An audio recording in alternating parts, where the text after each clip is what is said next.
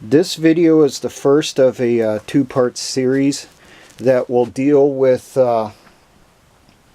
two examples from World War II. One would be the how-to and one would be the how not to do it. Now the first video here will be on the British auxiliaries, their resistance or stay-behinds that they were set up for if Germany did invade England or the British Isles. Now, this is the example of how to do it. Now, for us, for consideration, this basically would be smaller elements that would be in charge of reconnaissance to pass this information possibly out of the cities. It could also be your saboteur operations. And that's why I'm giving you an idea on this. Now, there is not a lot of information out there on the British underground from World War II, the auxiliary units, and its sister elements or brother elements, the Special Duties Branch. The reason for this is under British law, the people that were involved were never allowed to talk about it. And when people have gone in to try to find documents on it, they can't find any. So it's possible that the documentation is there, but it's still so high up in security classifications that, you know, we may not find out or see any of those documents till sometime after the 2040s, 100 years after World War II, possibly never. You know, it's quite possibly that this type of thing still exists now, and because the current organization that they have set up is based off of it, you know, they will never officially declassify any of it. What information is out there is from people that were part of these units in World War II that are now so far up there in age, they said basically, you know, F this, what are they going to do? Throw me in prison? I'm in my 80s, I'm in my 90s and stuff. So they've talked about it. They've let people know about what they did during World War II, what was done to protect England from invasion. Stuff beyond just the Home Guard. Now, the British auxiliaries, or what they would call mobile squads, were 3 to 6 person teams. They were locals from the general area. They may not be from that exact community, but they're from, you know, the area, from that county.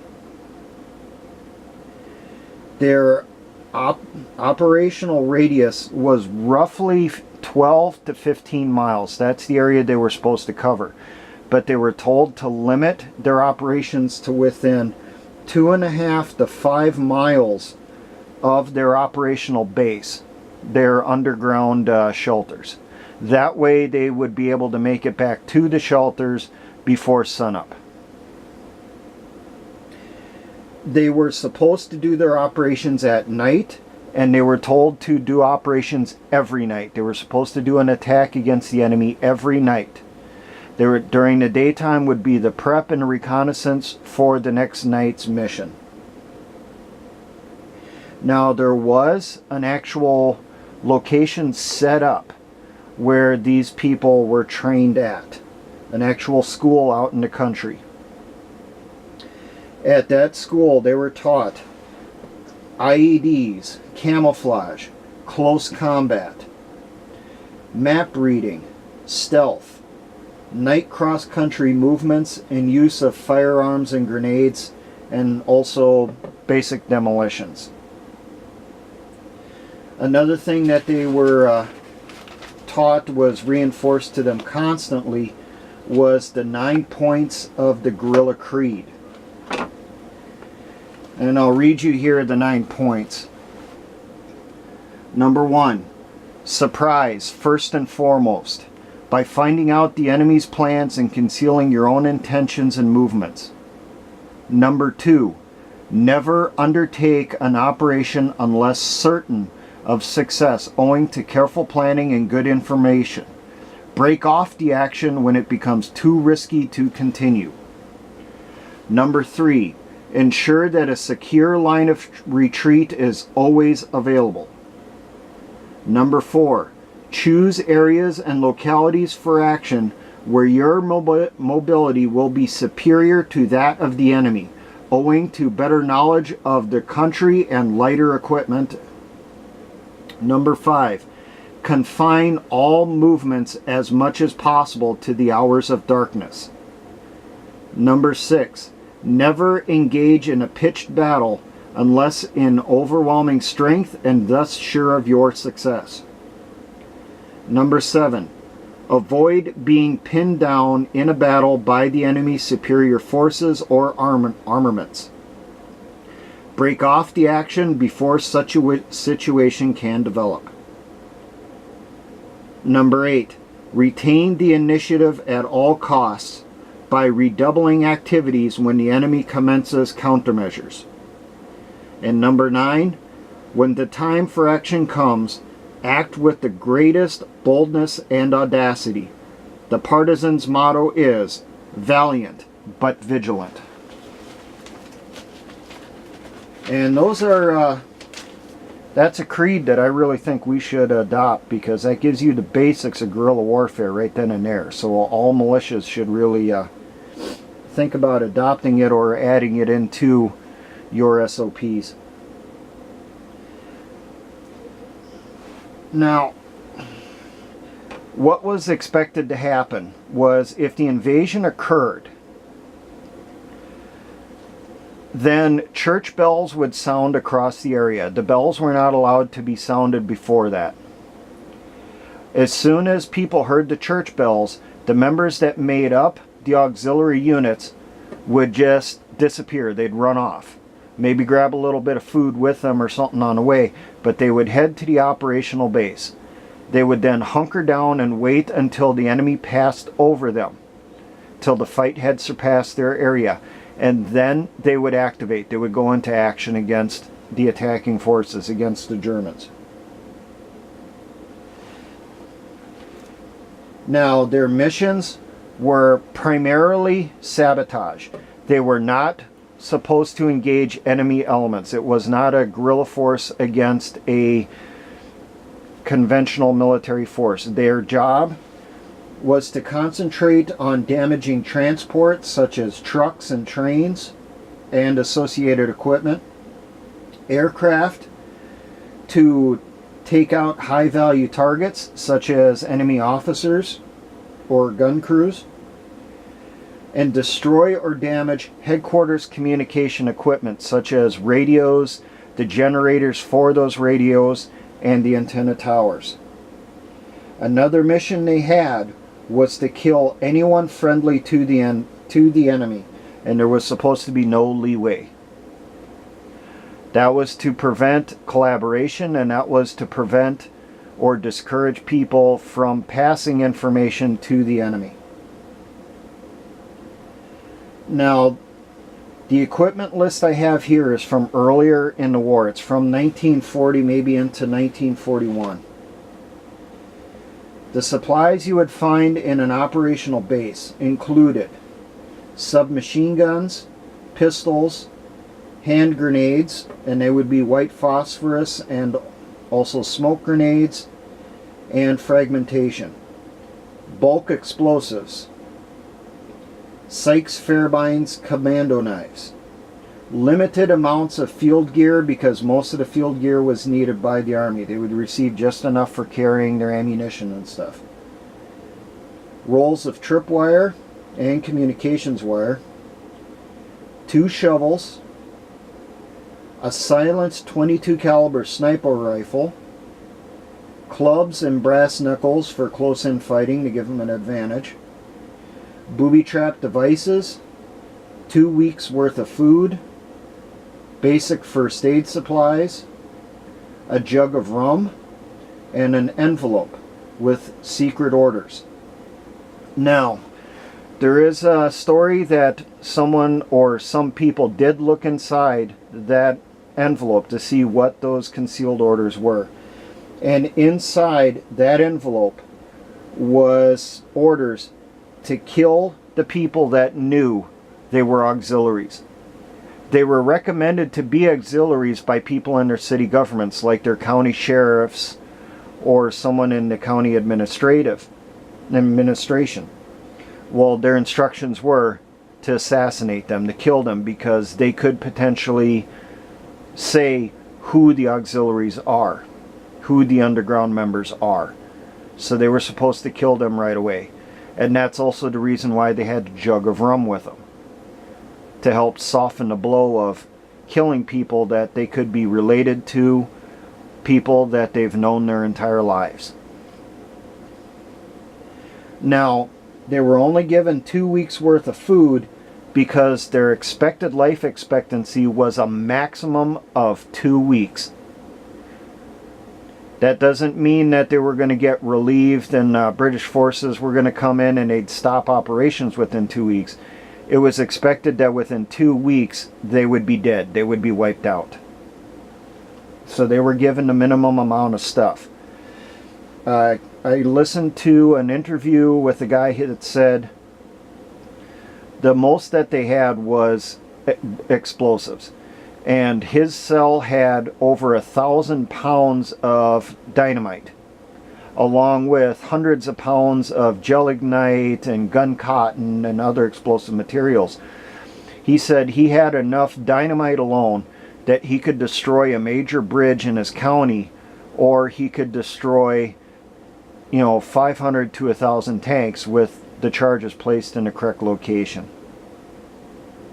Now, the operational bases where they operated from were essentially the same. There was only slight differences depending on where they were in the country, and that slight differences could be materials or just a slight conforming to the terrain. But it was the same layout. You would have an entrance, and that entrance would be a balanced trap door. The entrance, that door was 6 inches thick. The lid was packed with earth, so you might have a piece of wire running through it to help hold the earth in place. They would pack earth into that door, and they would deliberately plant grass and weeds inside that earth to create giant sod blocks to hold the dirt in place. The lid would be flush with the ground, and so no one would know it was there. Those lids could be hidden underneath garden sheds, could be hidden inside bushes, could be hidden inside tall grass. But it was always somewhere where it could be easily hidden.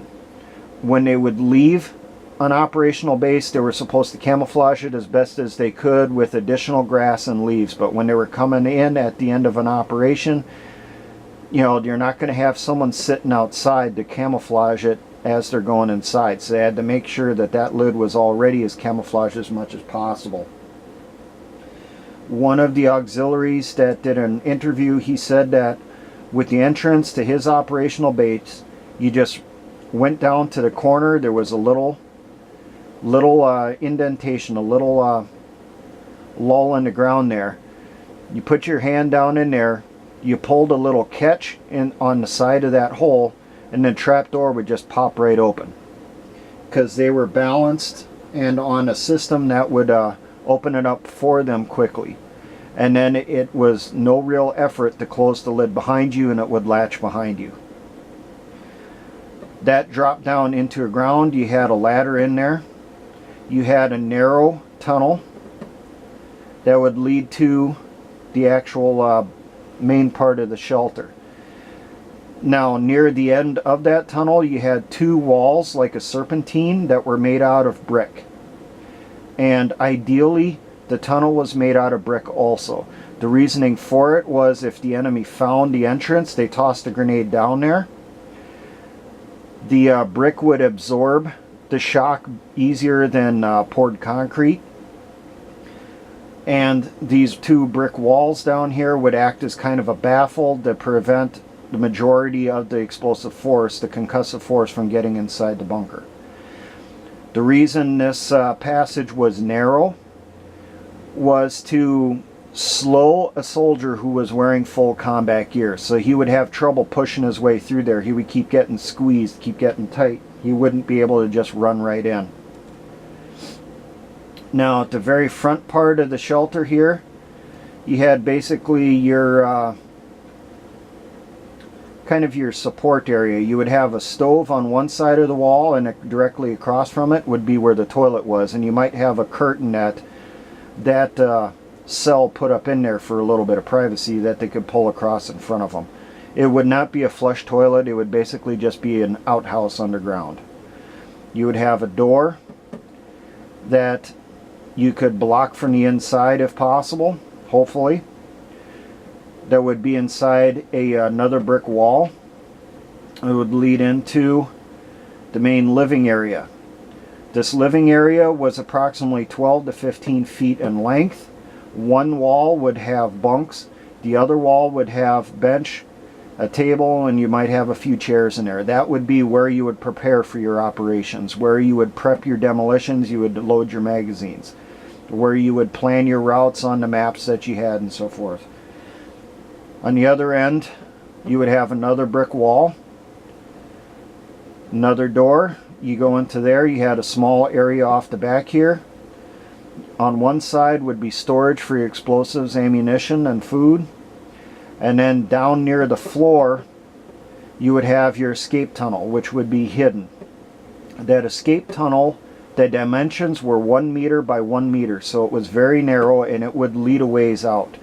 That tunnel would let out on the other side of a hill or inside a more thickly wooded area, come out inside a bush, inside a ditch, possibly inside a very weedy part of an open field. If they were caught inside the bunkers, they knew they were dead. Right away they had to just escape. So hopefully at least one person would make it outside of the, make it away to continue operations. Now, one thing I came across is the bulk part of the shelter was made of the exact same material on every one. The entrance tunnels, the exit tunnels and that, and even the floors, that could vary depending on the area. It could be poured concrete, could be concrete block, it could be corrugated tin, it could be brick. But the shelter itself was made out of corrugated iron, what they called elephant iron, and it was arched. The height of it looked to be about 7 foot in height, or between 6 to 7 foot in height at its peak of the arch. Now the stovepipe from the stove would come up through the ground up into a hollow tree, and the end of it would be up, would extend to the top of the tree line. So as smoke would come out, which would only be at night or early in the morning or early in the evening, that smoke would dissipate up in the trees, and it would be up above the line of sight of any patrols that are moving through the area. When you look at the diagrams on this stuff, it's not too much different than the bunkers used by the Forrest brothers. The difference is the Forrest brothers bunkers were made out of logs and crude lumber. These were made out of actual construction materials. Corrugated steel, brick, concrete, cement blocks, and so forth. Now, concurrently with the mobile squads, you had the Special Duties Branch. The Special Duties Branch was essentially the spy network. It was observers and radio operators. Each member of a cell was unknown to the other members. They didn't know each other. They passed information by dead drops. So you had an observer who was trained to recognize all the enemy ranks, the enemy's weapon systems, had a good understanding of enemy organizations. They were taught what to observe for, how to observe, and all that stuff without being caught. They would write up their message, and they would leave it at a dead drop. A courier would come through and check that dead drop at somewhat of a set schedule. He may have to check it 1 time a day. He may have to check it 3 times a day, whatever it is. That would be about the only thing on the set schedule. As for the time for checking the dead drop, that would vary. Now, if he finds information at the dead drop, he then takes it, he codes it, and he would take it to another dead drop. At the next dead drop, which would go to the outstation, the radio, that information was typically put inside a tennis ball, and the tennis ball was rolled down a pipe in the side of a building. Well, unbeknownst to that courier, there was a radio hidden inside that building or nearby. That was the outstation. The radio operator would take the message, code it if needed, if it hadn't been done already, and he would transmit it. And that information would go to an in-station, which was farther inland. They would receive the coded message, decode it, and then forward it to the nearest Army headquarters or nearest Army unit for sending up the chain. As I said, each person in these cells did not know anyone else that was in the cell. It could be, you know, the wife is an observer, the husband is the courier, and neither one of them would know it, that their spouse was a member of that cell. They wouldn't know. They weren't allowed to talk. So, like I said, this is something we could copy or modify.